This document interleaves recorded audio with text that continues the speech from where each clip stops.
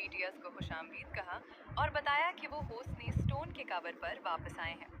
उन्होंने पूछा कि आप लोगों ने 100 से ज़्यादा सॉन्ग्स बनाए थे, तो आखिर एल्बम के लिए सिर्फ कुछ सॉन्ग्स कैसे चूज़ किए?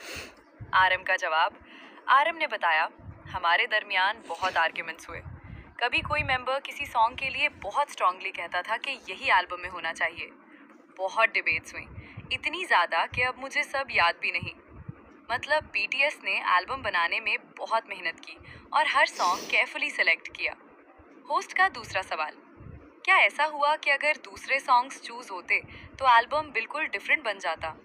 आरएम ने कहा, हाँ पुल्स, अगर हम दूसरे 14 सॉन्ग्स चूज करते तो पूरा एल्बम डिफरेंट फील देता। बीटीएस आइडेंटिटी के बारे में सवाल।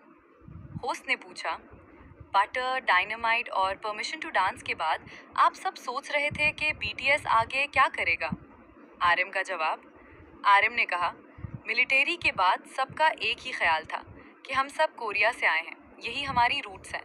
हमने बहुत सफ़र किया, लेकिन अब हम अपनी असल आइडेंटिटी की तरफ वापस जाना चाहते थे। टीएस ने बताया कि कुरीन होना उनकी असल पहचान है। रेप बमुकाबला वोकल डिस्कशन। होस्ट ने कहा, इस एल्बम में रेप ज़्यादा स्ट्रॉन्ग लग रही है, क्या ये जानबूझकर किया? आरएम ने कहा, हाँ, हमने बैलेंस बनाने की कोशिश की ताकि सब मेंबर्स शाइन करें। होस्ट ने खास संगिंग पार्ट मेंशन किया। होस्ट ने कहा, हुलिगन सॉन्ग का फॉल्सेटो स्लैश हाई नोट बहुत अमेजिंग है और पूछा, हाईएस्ट नोट कौन हिट करता है? बीटीएस ने फन मूड में जवाब दिया, F1, यानी सब हंस पड़े और माहौल फनी हो गया। होस्ट ने पूछा, बड़े प्रोड्यूसर्स के साथ काम करके क्या सीखा? आरएम ने कहा, ये हर प्रोड्यूसर से कुछ ना कुछ सीखने को मिला और उन्होंने भी हमसे आइडियाज़ लिए। होस्ट ने पूछा, आपने सॉन्ग में माइकल जैक्सन और ब्रिटनी का जिक्र क्यों किया?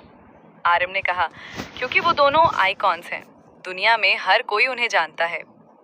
Fire song, funny story.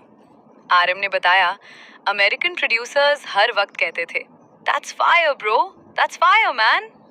BTS ने उनका मजाक बनाया और फिर उसी से सॉन्ग बना दिया।